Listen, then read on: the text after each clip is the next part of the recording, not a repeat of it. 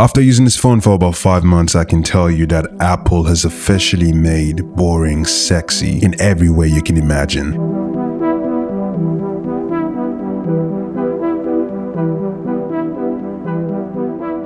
Let's start that thought process by just how it looks. This isn't the best looking phone they've ever produced. It's more a function of a form for the first time, and for a pro phone that I'm spending thousands of dollars on, I feel it should fit that tag. So I came from the iPhone 15 Pro Max, which initially a lot of people thought was a better looking phone and feeling phone than the iPhone 17. But in my opinion, I'd take a phone that doesn't give me so much issues in terms of thermal throttling, because that phone was a nightmare. I feel like I need to bring you back to the 15 Pro Max, at least from my perspective. That phone was difficult to use outside because if you use it for an extended period of time, it was going to get too hot.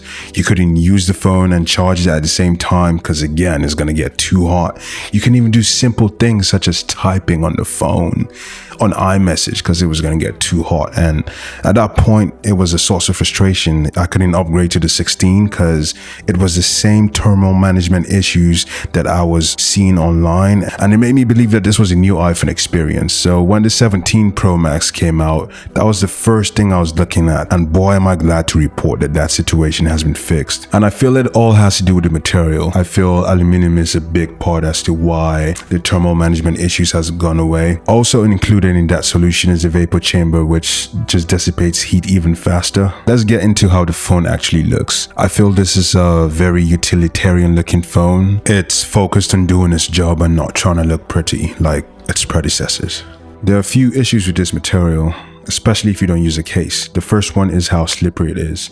It's quite hard to grab compared to the 15 Pro Max and most other phones in the iPhone lineup. I was very close to going to the iPhone 17 Pro just based on that fact, because it kept slipping off my hands and it was just too big for me to use one-handed. But then I got the MagSafe wallet, which definitely was a game changer in making me use this phone in the way I normally use it. And the second issue being how easily it scratches.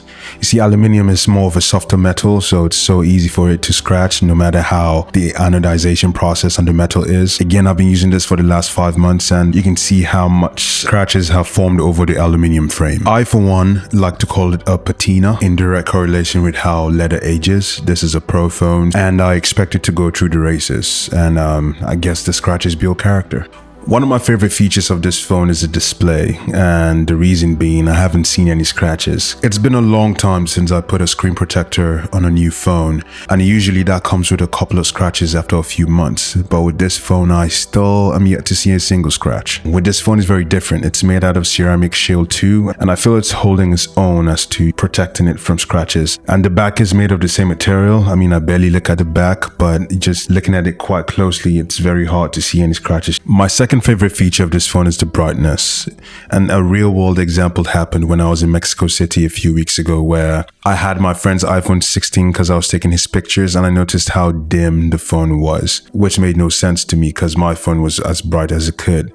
And that's when I realized that because it was so hot in Mexico City, his phone was throttling and, bringing the brightness down and making things slow. So even clicking on the shutter button was giving a slow motion feel. But on my phone, it was still bright. I could see everything clearly and I had no issues. So this was one of the first times in which specs on paper actually translated to the real world. Because the 17 Pro Max has 3000 nits of brightness outdoors and its predecessors has 2000 nits of brightness. All of that in conjunction with the heat management made it a beautiful experience for me outside for such a prolonged period of time. The US version of the iPhone comes with electronic SIM only, but that means a bigger battery. And when I say this is the champ of champs of the iPhone, I mean it. Again, I don't do benchmarks. I believe in real world examples, and how I judge my battery life is being able to go on a plane and make a transatlantic flight from the US over to Europe or somewhere, and my phone battery being able to last the flight without using a power bank. Usually battery anxiety is a real thing, but with this phone it just disappears. It simply has the biggest battery of every iPhone ever. Pair that with a more efficient chip and you have the recipe for a long-lasting iPhone battery. With this iPhone, it takes 20 minutes to charge up to 50%, while its predecessors took 30 30 minutes. And that's quite a big deal because you're getting two advantages. First, a bigger battery and then a faster charging speed. Battery anxiety is real, and with this iPhone, I definitely don't have that problem. Even when that battery gets low, I feel confident plugging it in, going about my business, and having the phone last the whole day.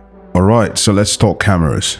I feel like I have to give this caveat every time I'm talking about phone cameras because I have a portable digital camera that I use to take pictures, all because of simplicity. I have presets on the camera, and when I take those pictures with a Fujifilm camera, that's it. I just download the pictures and share it to the social media platforms or with my friends. And with the iPhone, I feel like I have to go to the camera, go to ProRAW, take a picture, go to Lightroom, edit the picture in Lightroom, add my presets and do whatever I have to do, and then export the picture. That's too much processes I take to have a picture that I find appealing, so I have my Fujifilm camera to take care of that. The Pro cameras are more than capable, and I feel that's been the case for the last 2 years. One of the major upgrades to the cameras this year that I find useful is 48 megapixels in all three rear cameras, and the zoom camera has gone up to 8x instead of 5x. Photos look great, videos look great. Here's my honest take. I don't see that much difference with the 15 Pro Max. And if you're looking for more in-depth camera reviews, I feel like there are lots of YouTubers who do that, but I'm more about real-world examples. The front-facing camera has also been upgraded to an 18 megapixel square sensor.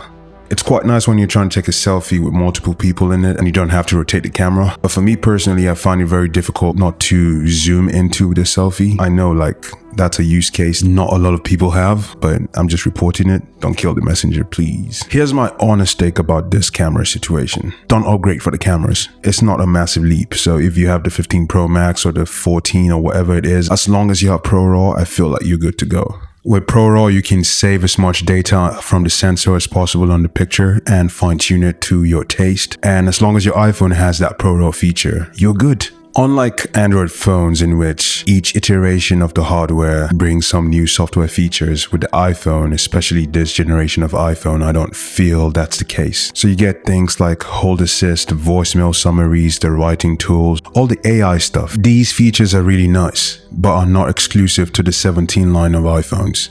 It's not really a reason to upgrade. So it really begs the question, why am I upgrading to the 17 Pro Max? I'm not the target demographic for this iPhone. I don't shoot ProRes videos. I don't need 8K videos, but I do care about a phone that lasts all day, that I can actually read outside with, and that doesn't get uncomfortably warm in the hand. All those three things, the 17 Pro Max delivers, and the question is whether those things are worth the upgrade from what you already have. The iPhone 17 Pro Max is a very good phone. It's not a revolution. It's 5 or 6 real improvements stacked on top of each other. And for the right person coming from the right phone, that stack is worth it. For everyone else, update your iPhone, replace your battery, and wait for something that actually makes you say, wow. Peace.